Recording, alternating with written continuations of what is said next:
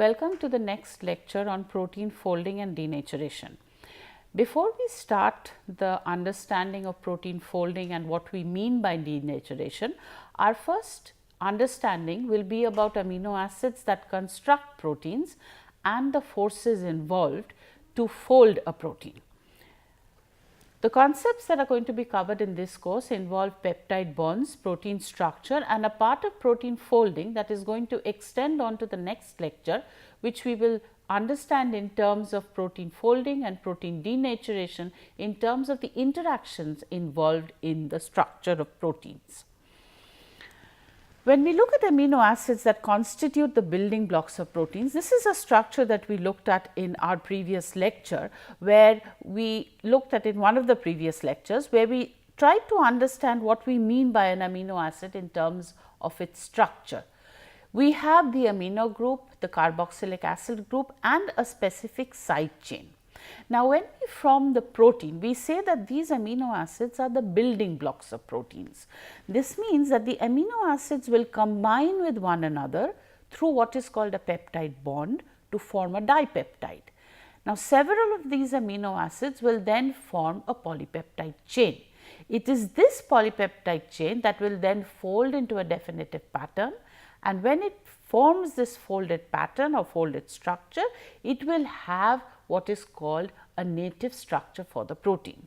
Now, the nature of the folding or the importance of the folding lies in the fact that a unique folded protein structure is going to render a specific function to the protein, and any disruption in the structure means a disruption in the function of the protein.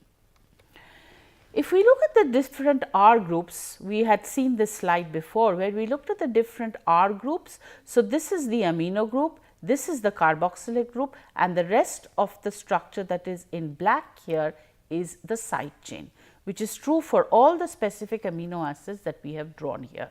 We know that we have different types of amino acids, acidic amino acid, basic amino acids, and those amino acids that are hydrophobic in nature. We will see how the structure or how the characteristics of the amino acids are extremely important in what we call protein folding.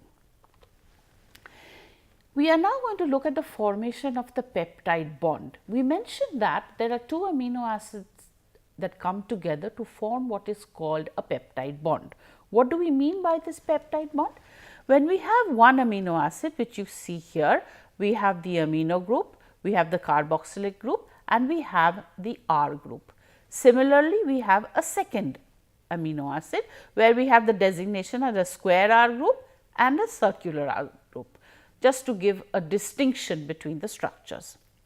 In the process of what happens is called condensation, we lose this molecule of water. In the loss of the molecule of water, we have what is called a peptide bond created between the R group and this R group. And we will look at specific characteristics not only of the peptide bond, but also of the specific R groups and how and why they can be located at specific points or specific parts in a three-dimensional folded protein. So, when we represent the amino acids in a protein, all we need to know is what this R group is, because we know that they are connected by these peptide bonds, which is a constant in all such cases, the CONH, that is the peptide bond. So, the characteristics that we need to know, since we know that the rest belongs to an amino group and a carboxylic acid group, all we need to know is the characteristic of the R group. So, we have these two that are linked together by a peptide bond. Similarly, we can have a whole series linked together by peptide bonds that is going to form what we call our protein chain. This is our polypeptide chain. Now, in the formation of the specific, if we look at specific amino acids forming this peptide bond, say we have a glycine and an alanine. We lose water to form a peptide bond, and we have a glycine and an alanine side chain.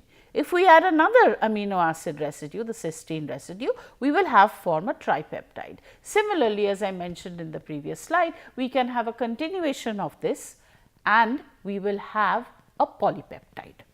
There are certain questions that we need to ask now. certain questions related to what we mean by the characteristic of this peptide bond. So, here is the peptide bond, this is the nitrogen, this is the C, this is the double bond O. This is the amino acid residue, this is the other amino acid residue. We have fractional charges. There is, if it were a single bond, there would be a high degree of rotation, but because of the partial double bond character that is rendered through because of the lone pair of nitrogen, this becomes rigid in nature. When we consider therefore our polypeptide chain that can be formed by these 20 beads, if we call them. So, we can have the model as a chain of 20 kinds of beads, where these 20 represent 20 different amino acid residues. Now, what is going to make the protein fold?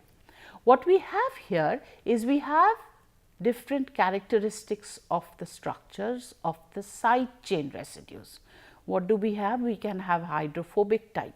What do we mean by a hydrophobic amino acid? A hydrophobic amino acid is one that has only carbon and hydrogen in its side chain.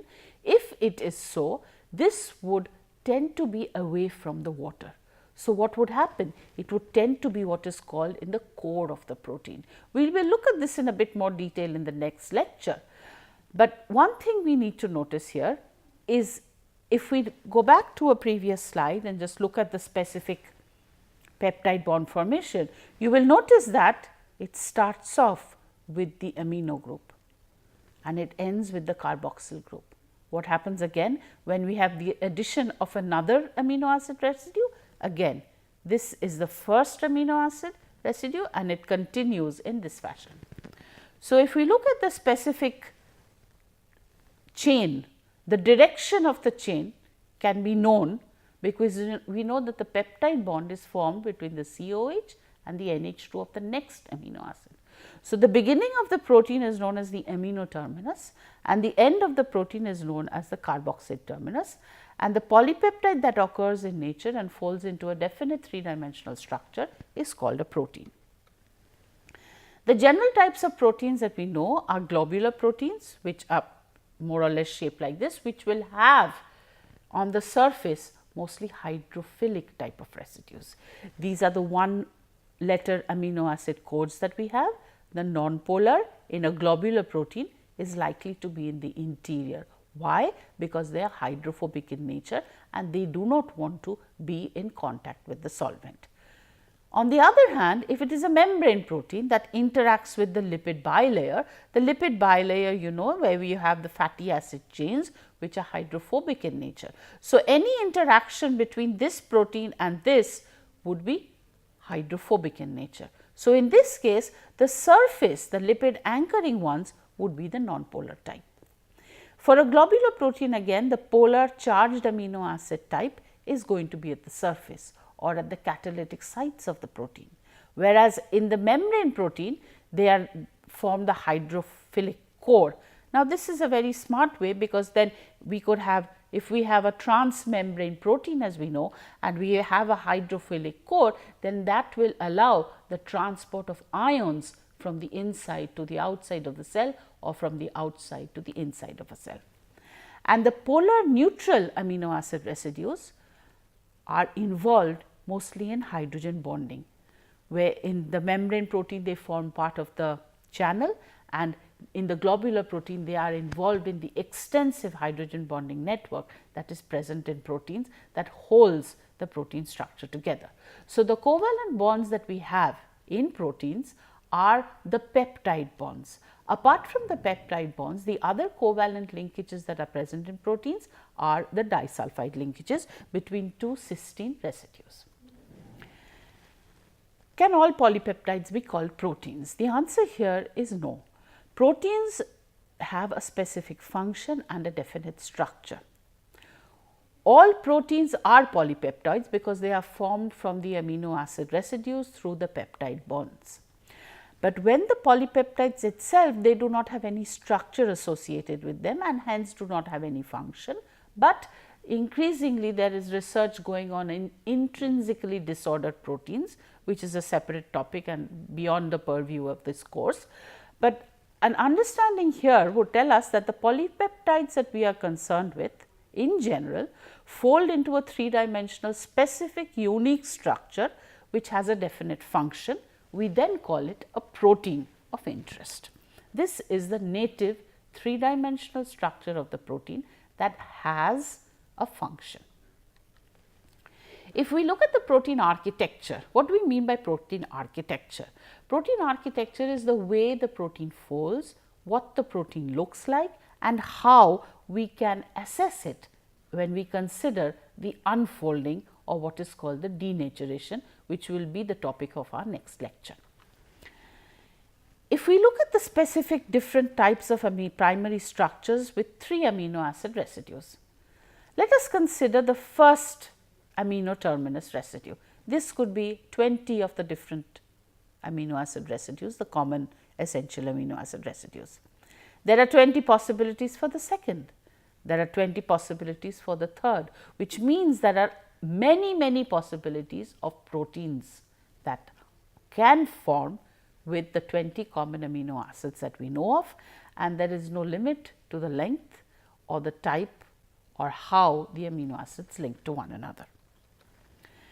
The peptide bond in general has a trans structure. So, if we look at this CONH, this means that this C alpha atom that we are talking about, or this C alpha atom that we are talking about, this we call the I, this is the I plus 1, because we know that the COOH of the previous amino acid linked with the NH2 of the next amino acid. This is something that is trans in nature, because the C alpha are facing in opposite directions. However, there is a possibility of a C alpha cis conformation, which is less likely because of the bulk of the side chains, because this C alpha now is going to have a side chain linked to it.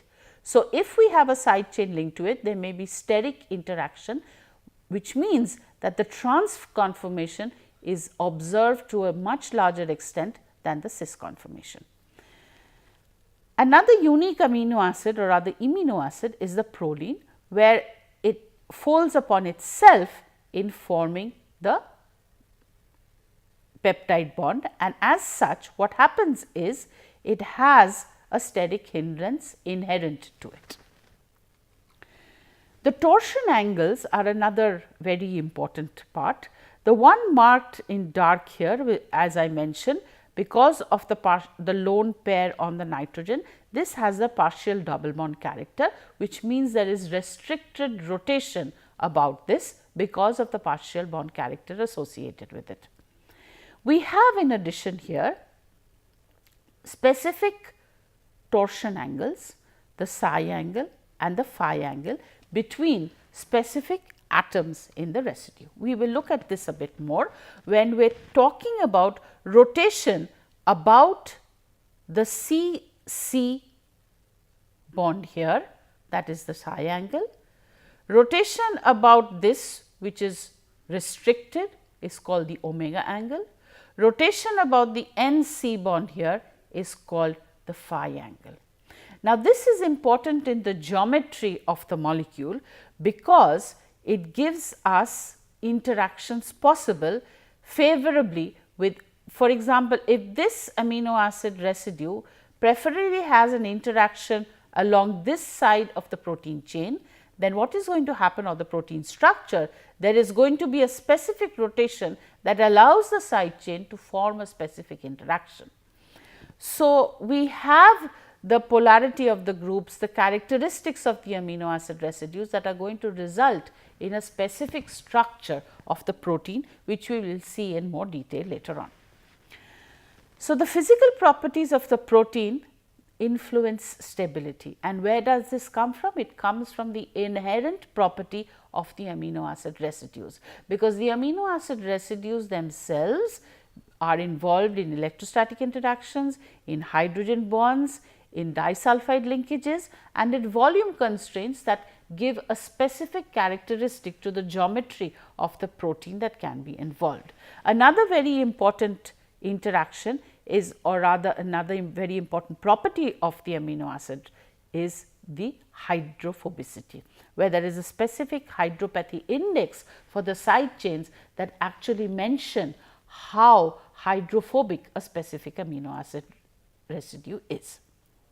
Now, that is going to have a very important impact on the location of this specific amino acid or the range of amino acid residues, if it is hydrophilic or hydrophobic in nature. So, the primary structure of the protein refers to the linear polypeptide chain of the amino acids. What are these linked by? These are linked by peptide bonds. This is the amino terminus and this is the carboxyl terminus of this short chain, and the only other covalent linkage is the disulfide linkage between two cysteine residues. So, apart from the covalent bonds present in proteins through the peptide linkages, we have those of the disulfide linkage.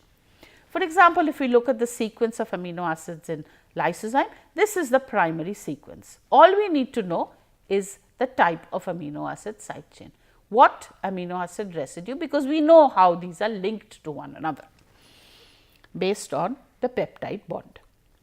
So, if we look at a specific protein representation, we look at a peptide bond here. So, we see the NH and the C double bond O, which means based on this we can actually look at the directionality or which. So, this is the CO, this is the NH, this is the NH of the next amino acid and this is the C double bond of the previous amino acid. And just by looking at the specific structures, we can say that this is a phenylalanine, then this is a tyrosine and so on and so forth, because we know that each of these amino acid residues has a unique structure associated with it. This is an example of two cysteines linked together to form what is called a disulfide bond. So, this is how proteins are represented in their three-dimensional structure that gives us an idea about where the amino acid residues are in three-dimensional space, and when we study enzymes, we will see which amino acid residues are present at what is called the active site of enzymes or what functionalities are there. If we look at the secondary structure of proteins, in the secondary structure there are two major types, alpha helical regions and beta sheet regions.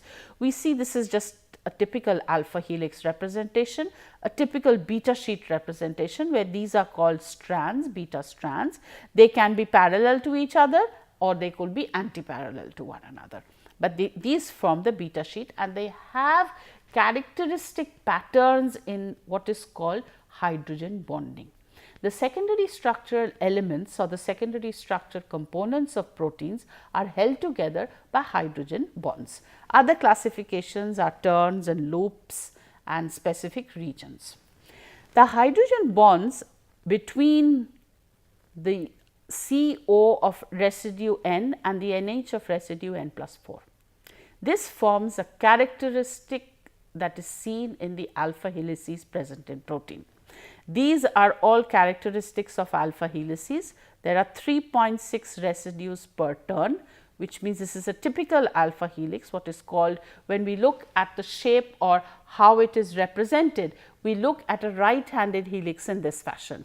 If we know this is the rotation of the helix and this is the direction of the helix, that is what is called a right-handed helix. Similarly, if we look at a left-handed helix, we have a rotation in this fashion and the directionality here.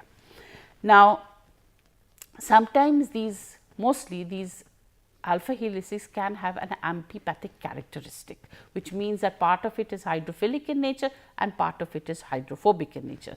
If we look down the axis, if we look down this axis for the alpha helix, we will see something that looks like a wheel, where the amino acid residues are at the surface. And some of these may be hydrophobic in nature, some of these may be hydrophilic in nature. In that case, if it is a specific globular protein, it would be expected that this hydrophilic part is facing the exterior of the protein, whereas this hydrophobic part is facing the interior of the protein. Other properties of the amino acid residues present in the alpha helix, as I mentioned, is the hydrogen bond characteristic, which is a specific type I to I plus 4 but they can also be of different types, where we have specific helix called a 310 helix, where the hydrogen bonding is I to I plus 3, and alpha helix, the regular right handed helix, that is I to I plus 4, or what is called a pi helix from an I to I plus 5.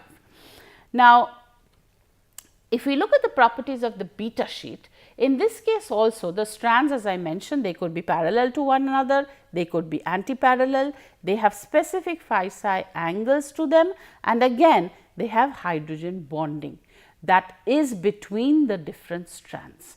Now, the differences between the alpha helix and the beta sheet is that the beta sheet can be from the strands that form the beta sheet can come from different parts of the protein, whereas when we look at an alpha helix, this is a consecutive or continuous stretch of amino acids that form the alpha helix. The characteristic hydrogen bonding pattern for these, if we look at this anti-parallel type, we will look, these are marked by the hydrogen bonding characteristics, where again we see that the hydrogen bonding observed, we have to remember, is between the backbone atoms, the backbone CO and the backbone NH. This is characteristic of the secondary structure elements of proteins, the secondary structure of proteins. In addition, there may be side chain hydrogen bonds that are in addition to what we see, say for example, in an alpha helix. There could be hydrogen bonds between the side chains, but that is not what defines an alpha helix.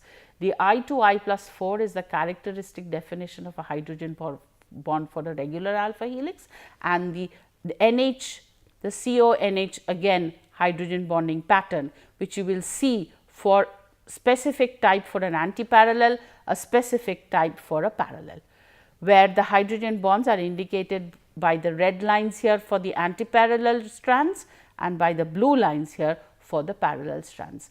And what is important here is when we look at the specific characteristics, when we look at what actually forms a secondary structure, what forms the folded protein, when we consider what we mean by protein denaturation, we are actually going to disrupt or we are going to destroy these weak bonds. And how we are going to do that is what we will see in our next lecture. So, we have the alpha helix in a protein, we have the hydrogen bonding between an I and an I plus 4 residue represented in an alpha helix, and what is called a helical wheel of an alpha helix. So, this is how we can actually look at the hydrogen bonding pattern in an alpha helix, and we can also see the side chains of the alpha helix that are protruding out from the axis of the alpha helix. If we look at different representations now, for example, this is how the alpha helix and helices and beta sheets are present in an actual protein. So, this is where we have the hydrogen bonds again between the different strands of the protein. This is where we have the strands represented in the blue arrows here that tell us that this is a specific distance away. So, we look at the specific hydrogen bonding characteristics between the amino acid residues that comprise the strands that make up the beta sheet. Similarly, when we saw the alpha helix, for the alpha helix, we see we have to remember that the nitrogen is represented by the blue and the CO is represented, the O is represented by the red atom here, and the hydrogen bonding pattern in the backbone is between the CO and the NH for the alpha helix as well as for the beta sheet, which comprise the secondary structure of proteins. Because when we look at a disruption in the structure, we will have to see by any method possible how the secondary structure is getting destroyed. So, we are going to look at specific, we studied a bit of spectroscopy. We are going to look at other spectroscopic methods in general that will tell us that we have a disruption in the alpha helix structure or we have a disruption in the beta sheet.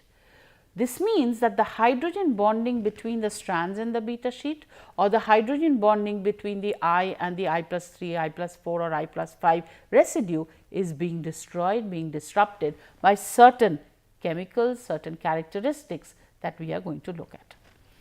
The torsion angles that we considered, where we have the alpha or the phi angle and the psi angle and the omega angle. This is a very important plot that tells us something very unique about the protein geometry, the secondary structure geometry, where the phi angle is on the x axis, the psi angle is on the y axis. It is actually a circular plot where we are going from minus 180 to 180 here, minus 180 to plus 180 here. It determines which conformations are possible for a protein and structure validation of the protein. It was developed by Professor G. N. Ramchandran and his colleagues that gives us a possibility to understand the geometrical features of the protein and is an extremely important plot.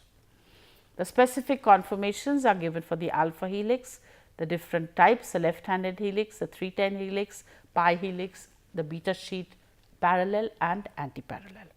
And there are residue conformational preferences where say that a specific type of amino acid would prefer to remain in specific conformation.